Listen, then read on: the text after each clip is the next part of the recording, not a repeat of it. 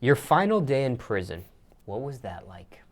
Nervous. I couldn't sleep. It felt like the first day. You know what I'm saying? Like you can't sleep. Your last day, you know you're finna go home. It's like this feeling that I can't explain. You know, another person probably can explain it, but I can't explain that feeling. Like, it's like some just take over everything. And it's like you can't sleep, you can't eat now, you don't want to eat now, you just be ready to go. You feel what I'm saying? But that's the longest day in prison, I promise you. If you go to prison, your last day gonna be the longest day ever. How far in advance did you know this was going to be your last day? 5 days. 5 days before? Yep. They sent me paperwork telling me to max out. You know what I'm saying? They told me go and do the whole 5. But God blessed me, you know what I'm saying? They came at me, they froze my pit points, and boom, 5 days later, I'm out that thing. I couldn't believe it, you know what I'm saying? I didn't even have enough time to prepare my release. I couldn't even set up now for nobody. I was so shocked, you know, I was ready to go. You did 4 years. Yep. So you actually got out a little earlier than your plea deal? Mm-hmm. Explain. You know, in prison, you know, they got this system called the pit points.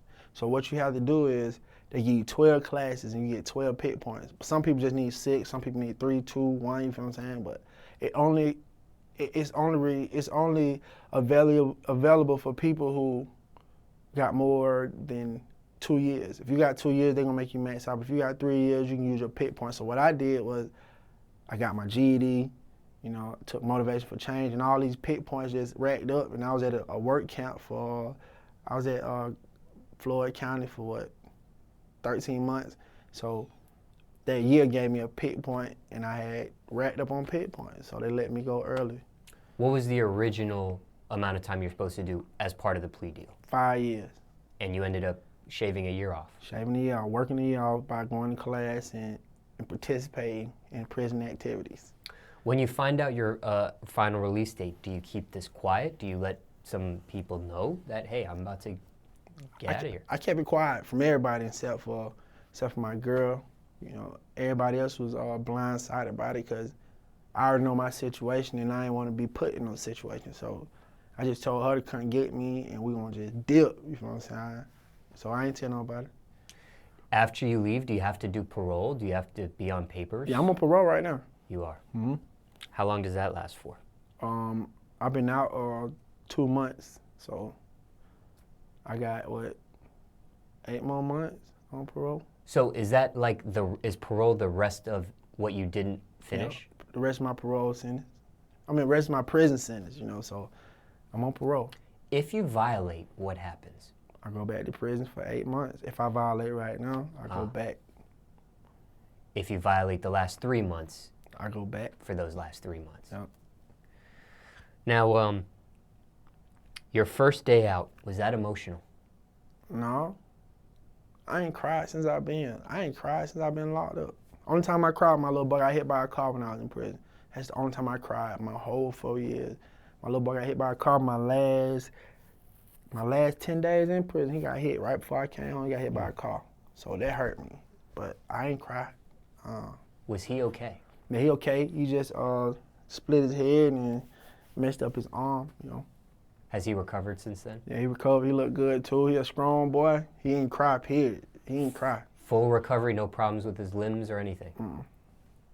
Does he have an ugly scar? Yeah, he had a big scar too. Big scar. Big old scar on his head. Go right from his hairline to under his eye. Mm. That's tough.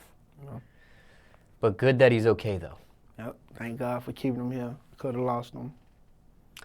How soon did you find out when that incident happened? Did you find out within 24 hours or? Yeah, I found out as soon as it happened. My mama, you know, I can say this now because I'm free. My mama texted me and said, you need to call your baby mama. I'm like, what? Boom. Call my baby mama. She at the hospital. She crying. So I'm like, what's wrong? I'm thinking that there's something wrong with my oldest son because I know she sheltered my youngest son. But come to find out, my youngest son was on his bike and he got hit by a car. So I found out ASAP and I stayed on the phone. I cried and that's it. You know what I'm saying? He's straight though. I thank God that he's straight. First person you saw when you were released? My mama. Put right up on her. She couldn't believe it, you know. She couldn't believe I was out. I didn't tell her. She didn't even know. She thought I had to do the whole 5 years. First thing you did on your day out, absolute first thing.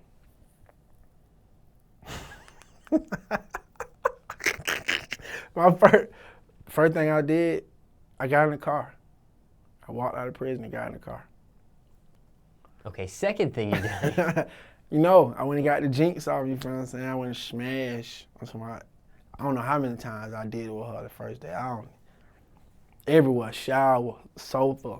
I just wanted it outside, in the car, everywhere. She got it. She got it and she loved it. Did you even have a first meal before you got into the jinx off? No, or? I ain't eat. My first day out, I didn't even eat my first day. I didn't eat nothing. My mama cooked me a big old dinner, bought me my favorite food, which is pizza. I ain't eat none of that. I'm trying to go back and get some jinx. Get me some more jinx and jinx and jinx. Nah, but, you know, I just got that out of me. As soon as I got finished with that, I went straight to get my children, you feel what I'm saying? We all kicked it at my mama's house, you know, did a big welcome home party. I ain't go public, but, you know, we just kicked it. Why not go public?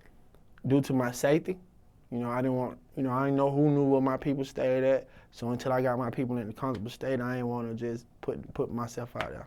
I see. When you did have your first meal, though, did it run right through your body because you might have not been used to free society food, or was your stomach able to handle it? Yeah, my stomach was able to handle it due to the fact that I ate free world food in prison. You know what I'm saying? Like, I ate hot wings and pizza, hamburgers, chicken sandwich, whatever I wanted, really, I just, you know, got it. So you already used to it. Yeah, but what messed my stomach up, if you getting out of prison and you watching this, don't eat no Jamaican food, please. Let your stomach coat something else. But that Jamaican food ran through me. I was sick for like 2 or 3 days. What was it that you had specifically? I had oxtails and rice, which is one of my favorite dishes, and it was perfect. It tasted perfect. It's just my stomach wasn't ready. So your stomach, I don't know, everybody's stomach different, but whew, good God almighty. How soon before you hit the recording studio for the first time? Second day out. Second day out. I was right back in the booth. I dropped Not Me and Cooley. We did Not Me. You know, yeah. Were you nervous? Were you excited? Was it awkward? Were you rusty? Boy, it took me forever, you know, because it didn't even sound the same. Like, my sound, it just was like, dang. Like, and, yeah, it was real awkward. But now I'm comfortable, though. I knock out 2 or 3 songs in a day now, 4 or 5 beats in a day. Do you rap different now? Yes, I rap totally different. Everybody like my new style. A lot of my fans say they like the elevation. You know what I'm saying? Great elevation. Some rappers, their first song is what they call a first day out song. No. I ain't do that due to the fact of my, you know, how long I've been hot in my city.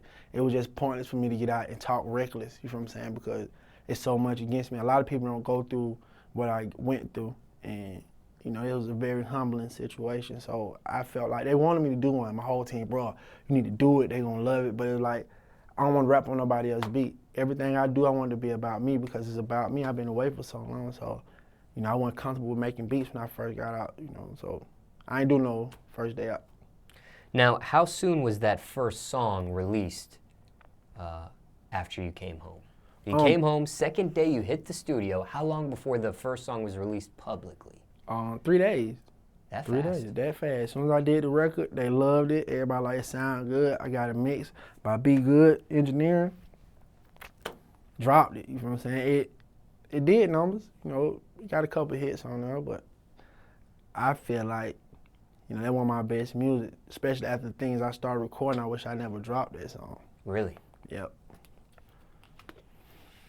Hindsight 2020, what would you have done different? You just would have waited till you got a better record to put out for your first impression, or what? I wish that I would have walked out into a situation. You know, if I'd came home to a situation, I think I'd have been more comfortable. It's due to me coming back home to, you know, the same slot I was in. You know, so, you know, if I had a team behind me or something like that, I think the record would have been better due to my energy. It's just like, I got out and I went back to the same house.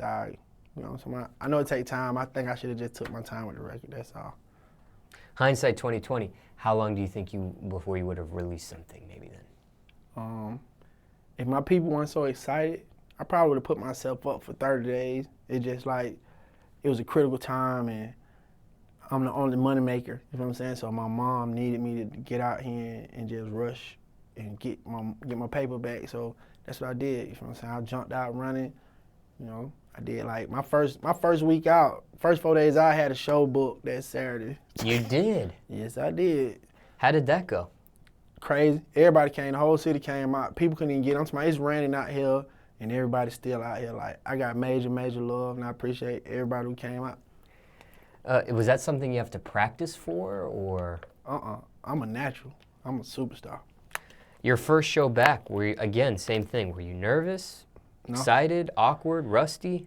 I was cautious, you know. I was real cautious due to the allegations, you know. Can't get caught slipping. But, you know, I had fun. I enjoyed myself. I enjoyed all my people, you feel what I'm saying? Everybody. I enjoyed the whole club. I tried to speak to everybody in there, hug every woman in there that was in there. So I hope everybody enjoyed me the way I enjoyed them. Did everything go according to plan that night? Yep. Hell yeah. Have you done other shows since that first one? Yeah. I've been booked every weekend since I've been home. I've been out for 6 weeks, and I've been booked every weekend. Have you got back to normal with your show performances? Or are you still almost there, maybe? I think I'm almost there. I think due to the fact that I'm dropping new music and people don't know the records, it's like kind of hard. I'm used to get on stage and people knowing every song I perform word for word. So it's like now I gotta get up here and perform it, and everybody just looking. They rock with me, but they don't know the words yet. You feel what I'm saying? Especially now because I done complicated my rhyme scheme. It's faster, so it's gonna take take some time for you to catch up with it. So you have made some maybe like performance song list adjustments and that sort of thing? Yep. I got this record Bad Back that I'm pushing now. Everybody love it, so I'm trying to just, you know, keep that in the focus. Now, how hard or easy was it to adjust back into society for you?